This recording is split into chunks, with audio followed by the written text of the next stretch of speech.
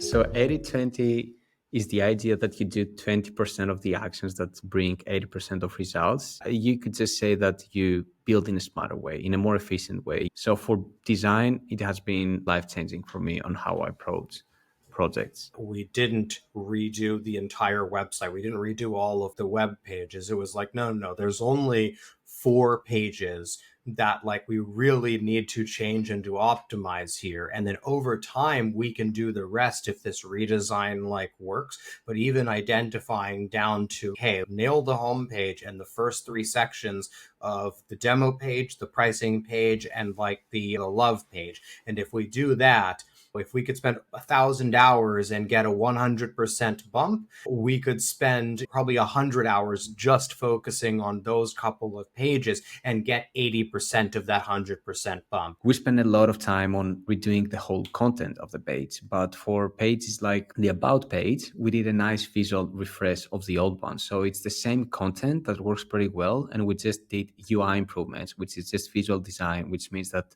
we don't need to iterate on the copywriting. For me, that was also a mindset change as a designer, because as a designer, you want to make it as solid as possible, but this doesn't mean that it's healthy for the business always. The 80/20 again comes down to knowing when to compromise on the UX point of view. It's a way of thinking and taking decisions, actually.